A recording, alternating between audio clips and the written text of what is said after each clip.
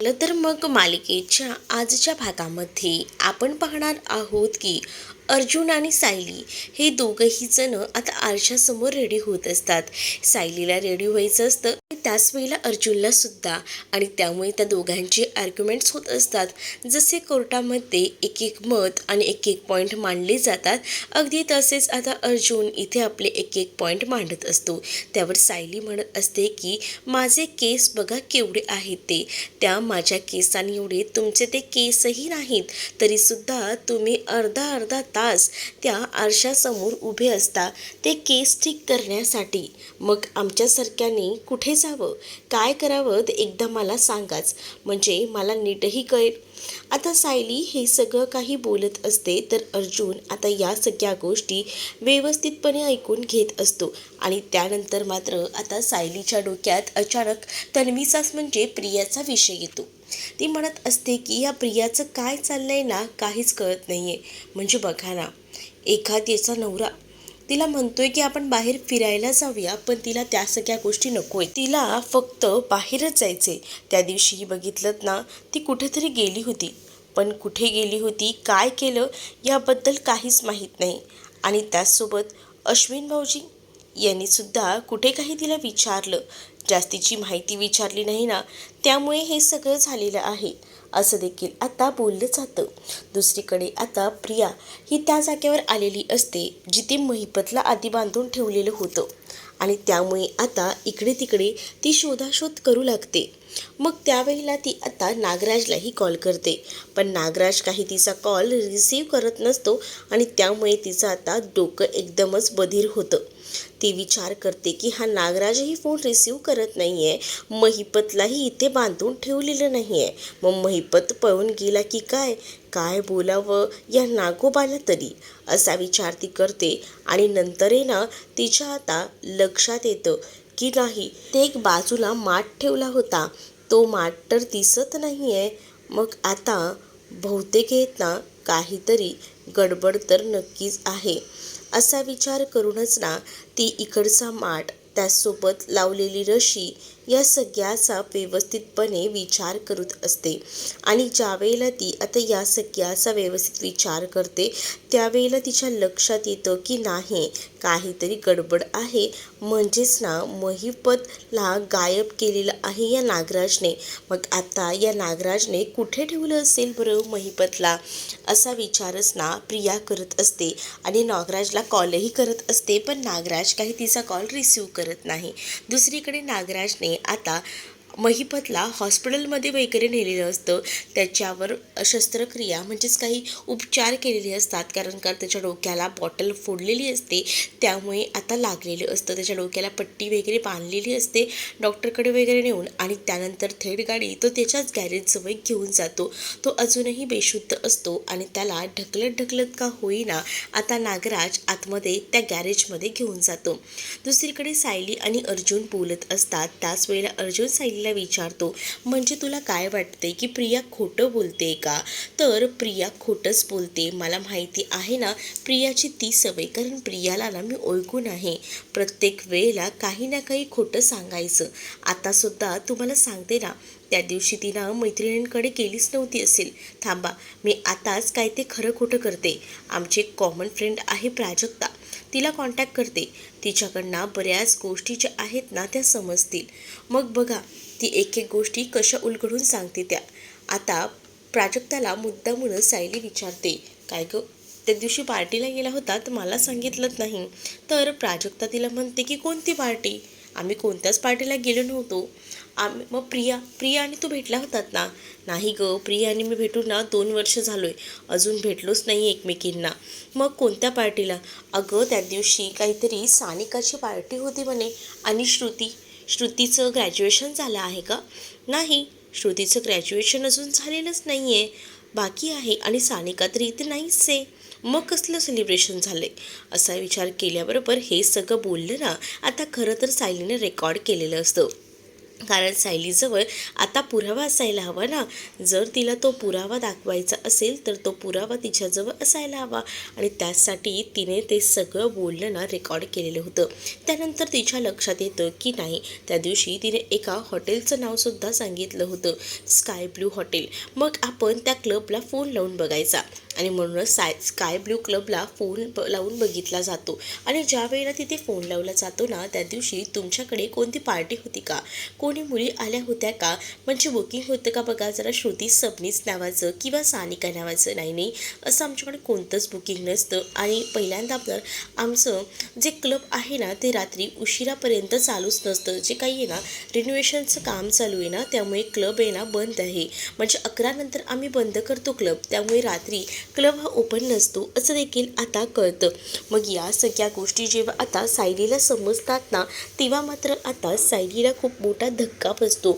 मग आता स्पष्ट होतं की प्रिया जी आहे ती नक्कीच या क्लबमध्येही गेली नव्हती आणि त्या मैत्रिणींसोबतही नव्हती. मग ही प्रिया गेली तरी कुठे होती हा मोठा प्रश्न असतो. आणि आता सायली आणि अर्जुनला पूर्णपणे खात्री पडते की नक्कीच काहीतरी शिजत आहे. दुसरीकडे मात्र आता सगळीजणं बसलेली असतात आणि आता त्या लोकांना ना खरं तर ना अश्विनची काळजी वाटत असते. कारण प्रियाचं वागणं आणि या सगळ्या गोष्टी, आताही प्रिया घरात नाही आहे हे त्यांना कडून कळलेलं असतं.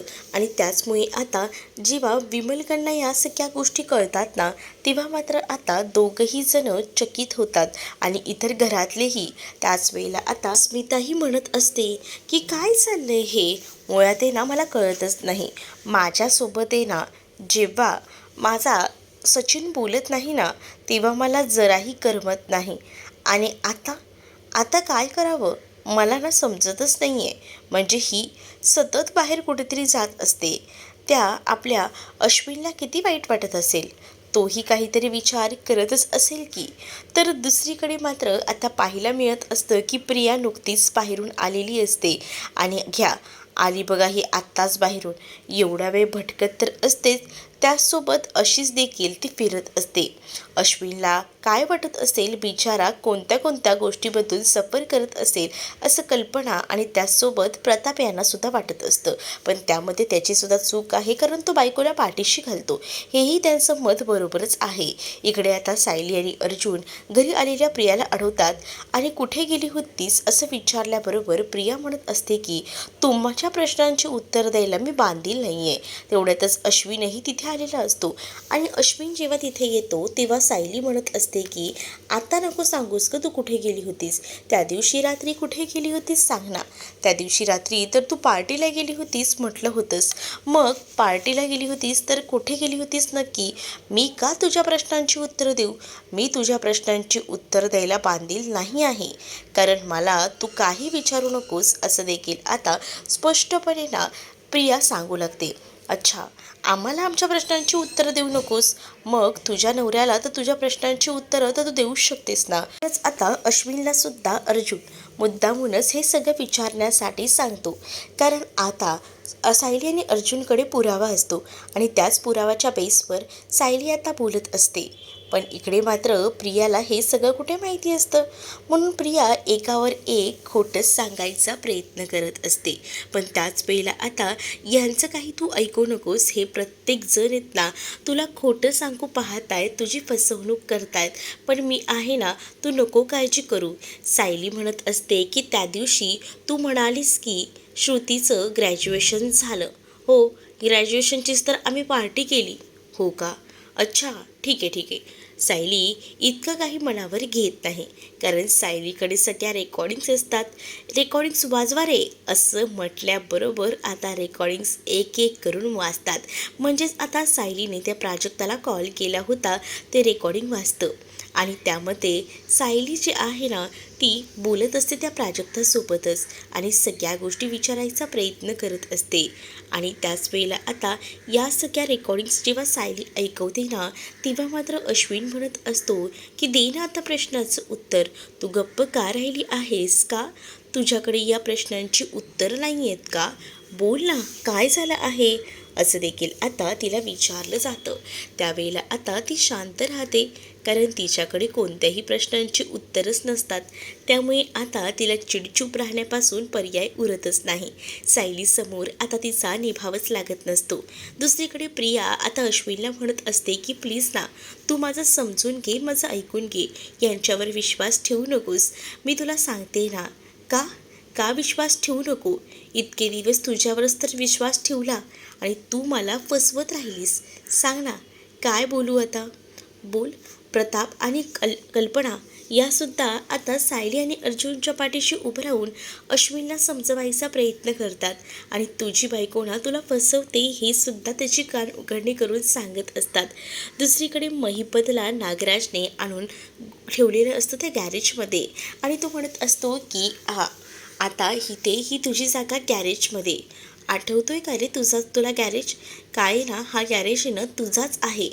म्हणजे हा गॅरेज कितीतरी दिवस झाले बंद होता, पण आता या सगळ्या कामात तर आलाच ना, म्हणजे तुला ठेवायच्या, असं नागराज म्हणतो. आणि महिपतला तिथेच तो टाकून देतो. त्याला बांधून नाही ठेवत यावेळेला, कारण त्याला माहिती असतं की हा काही पळून जाणार नाही, कारण त्याच्या डोक्याला लागले, तोंडात रुमाल आहे. पण दुसरीकडे मात्र आता महिपत तिथे पडलेला असताना नागराज तिथेच बसून त्याच्याबरोबर दादागिरी करत बोलत असतो. आणि आता तू इथेच व्यवस्थित सेफ राहा, तुला इथून कोणीही बाहेर काढू शकत नाही, असं काहीसं म्हणतो. त्याच वेळेला आता नागराज जो आहे तो मात्र महिपतला म्हणत असतो की आता खरी मजा येणार तुझ्याबद्दल कोणाला काहीच माहीत नाही आहे आणि त्यामुळेच ना आता फक्त तू माझ्या तावडीत आहेस. नागराजचा बोलण्याचा औरा काही वेगळाच असतो. म्हणजेच ना आता नागराजला एकदम त्याच्याबद्दल स्वतःचं कौतुक वाटत असतं, कारण त्याने आता एकट्याने हे सगळं काही केलेलं असतं. त्याच वेळेला तो आता त्याचे हात त्यांना बांधून घेतो, म्हणजे त्याला खाली झोपवतो. यावेळेला खुर्चीवर नाही बांधत, त्याला खाली झोपवून टाकतो आणि तो म्हणत असतो की आता इथे फक्त आपणच असू. इथला पत्ता ना मी त्या चिचुंद्रीला सुद्धा देणार नाही, कारण त्या चिचुंद्रीला सुद्धा मला कळू द्यायचं नाही आहे. फक्त आपल्यातच राहील हे सगळं, असं देखील आता नागराज जो आहे तो बोलत असतो. त्याच वेळेला महिपतला जाग आलेली असते आणि महिपत त्याच्याकडे बघत असतो आणि बोलत असतो की तुम्ही हे नागराज शेठ जे काही करताय ना ते खूप अवघड करताय. म्हणजे तुम्हाला असं वाटत असेल की हे सगळं करून तुम्हाला एक वेगळंच समाधान मिळतंय, पण ते समजू नका. तर दुसरीकडे मात्र आता प्रिया खोट्यावर खोटं बोलत असते आणि अश्विनला आता ती सांगत असते की तू ह्यांचं ऐकू नकोस. पण आता सायली अर्जुनने यावेळेला जे काही पुरावे दिलेले असतात ना, त्यामुळे आता सगळ्यांनाच मोठा धक्का बसतो. सगळीजणं सायली अर्जुनकडे पाहू लागतात आणि सायली अर्जुनला आता बोलत असतात की खरंच या गोष्टी हव्याच होत्या आणि फायनली सायलीने केल्या. आणि सायली जेव्हा ती रेकॉर्डिंग वाजवते तेव्हा आता प्रिया म्हणत असते की नाही, त्या दिवशी ना आम्ही खरं तर ना त्या हॉटेलमध्ये गेलो होतो. स्काय ब्लू का? एकच मिनटं. आता स्काय ब्लू क्लबमध्ये केलेल्या माणसालाच, म्हणजे त्या मॅनेजरशी बोलणं झालं होतं सायलीचं, ते सुद्धा सायली आता ऐकून दाखवते. आणि त्यामध्ये सुद्धा त्या मॅनेजरने सांगितलेलं असतं की त्या दिवशी अशी कोणतीच पार्टी आमच्या क्लबमध्ये झाली नव्हती आणि आमचा क्लब 11 वाजताच बंद होतो. मग आता एकावर दोन खोटीसुद्धा खोटीच निघालेली होती आणि त्यामुळेच आता हा सगळ्या जो काही गोष्टींचा प्रभाव दिसत होता ना तो अश्विनवर परफेक्ट पडत होता.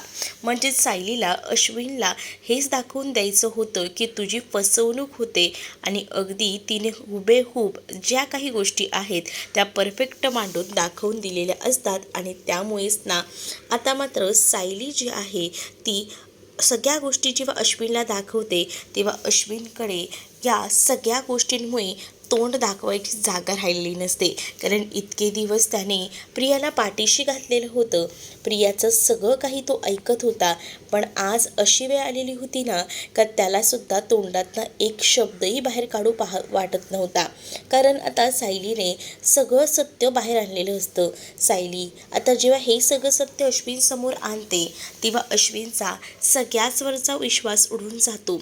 अश्विन म्हणत असतो की मी या सगळ्या गोष्टींमध्ये तुला पाठीशी घातलं आणि आता माझ्या कुटुंबाच्या विरोधात उभं राहिलो आणि आता बघितलंस का काय ऐकायला भेटते. आता तू काय कारणं देणार आहेस? त्यावर सरीसुद्धा प्रिया अश्विनला खोटं बोलून फसवायचा प्रयत्न करतच असते. म्हणजेच काय, तर ती आता म्हणत असते की अरे ऐकून तरी घे, मला काय म्हणायचं आहे ते. अरे ऐकून ना घे ना. पण आता अश्विन तिचं ऐकायच्या मनस्थितीत नसतो. कारण आता अगदी पुराव्यानिशी सायलीने सगळ्या गोष्टी सांगितलेल्या असतात ना, त्यावर आता प्रताप आणि कल्पनासुद्धा अश्विनला म्हणत असतात की अश्विन, अरे आम्ही तुला केव्हापासनं सांगायचा तेच तर प्रयत्न करतोय. ही मुलगी ना ही अशीच आहे, आम्ही तर तिला केव्हाच ओळखलंय, पण तूच ओळखण्यात ना कमी पडलायस. आता तुला तरी कळलंय ना की ती मुलगी तुला किती फसवते ते.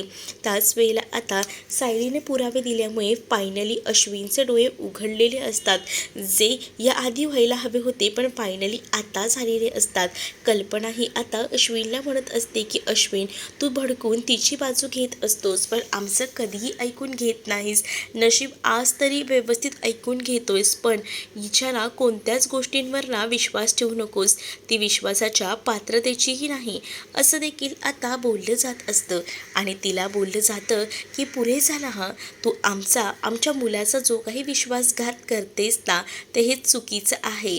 पण आता जेव्हा या सगळ्या गोष्टी तिला बोलल्या जातात ना, तेव्हा अश्विन तिच्यावर भडकलेला असतो आणि अश्विनी ना तिला म्हणत असतो की बोल ना, आता तुझ्याकडे या प्रश्नांची उत्तरं नाही आहेत का? मला उत्तरं अपेक्षित आहेत, सो उत्तरं दे. काय झालं आहे बोल ना. आता अश्विन जेव्हा ही सगळं बोलतो तेव्हा प्रियाला कुठून खोटं बोलू हेच मुळात समजत नसतं. त्यामुळे आता अश्विन तिला डायरेक्ट म्हणतो की आता कुठून काही बोलायचं हे सुधरत नाही आहे का? बरोबर, आतासुद्धा तुला काहीतरी थातूरमातूर कारणं मला द्यायचीच असतील ना, तेच सांगायचं असेल मी इकडे होते आणि तिकडे होते. पण आता ना तुझ्या कोणत्याच कारणांवर मी विश्वास ठेवणार नाही आहे. मला नाही बोलायचं आहे तन्वी तुझ्यासोबत, कारण इतके दिवस मी तुझ्यासाठी सगळ्या घरच्यांच्या विरोधात जात होतो. पण आता आता मला पटायला लागले, माझ्या घरातले बरोबर होते. माझंच मुळात चुकलं की मी या सगळ्याचा एवढा विचार करून तुझी साथ दिली. असं बोलून आता मात्र अश्विन निघून जातो. अश्विनच्या मागोमागच प्रियासुद्धा त्याच्याबरोबर जाते. अरे नाईलाज होता, ऐकून तरी घे, मला काय म्हणायचं आहे ते. पण आता अश्विन ऐकत नाही. दुसरीकडे मात्र मी त्या सायलीला म्हणते की तुम्ही जे काही केलं ना ते एका अर्थी बरंच केलं. म्हणजे ना मला वाटलं होतं की हे सगळं व्हायला पाहिजे होतं, पण सायली तू एकदम भारीच काम केलंस बघ. म्हणजे आत्ता का होईना अश्विनला तर कळलं ना की नेमका हिचा चेहरा कसा आहे ते. म्हणजे ही आपल्या सगळ्यांनाच कसं फसवते ते अश्विनला तर समजलं आता. पण दुसरीकडे प्रतापही म्हणतात की पण तुम्हा लोकांना हे सगळं करण्यावाच म्हणजे कसं सुचलं की हे सगळं काही करायलाच हवं असं. सायली आता सगळं काही सांगू लागते. त्याच वेळेला आता घरात सुमनबद्दल देखील सांगितलं जातं की नागराज अशी मारहाण करतोय.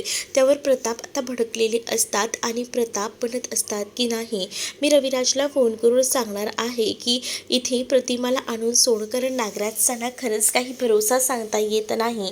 तो माणूस ना एकदमच बेकार आहे. त्यापेक्षा ना आपण आपल्या माणसांना सेफ ठेवलेलं बरं. नागराज इथे दारू पीत असतो पण महिपतच त्याला धमकी देत असतो.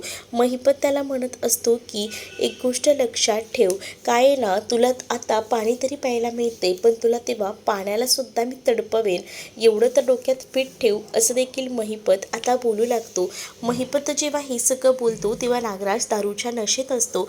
दारूच्या खूप जास्त तो आहारी गेलेला असतो. त्याला असं वाटत असतं की जे काही तो करतोय ना त्यामुळे आता तो जिंकलेला आहे, पण हे सगळं चुकीचं आहे. दुसरीकडे मात्र आता सगळीजण डायनिंग टेबलवर बसलेले असताना अचानकपणेच ना अर्जुनने आता विषय काढलेला असतो आणि त्या विषयामध्येच निघतं की माझ्या फॅमिलीमध्ये कोणाला काही झालं तर मी माफ करणार नाही. आणि त्याच वेळेला तो हे देखील म्हणतो की मी माझ्या बायकोला सोडून दुसऱ्या कोणत्याही स्त्रीकडे बघत नाही आणि जर माझ्या फॅमिलीमध्ये सुद्धा अशी कोणी चीट करत असेल ना तर मी ते सुद्धा सहन करणार नाही.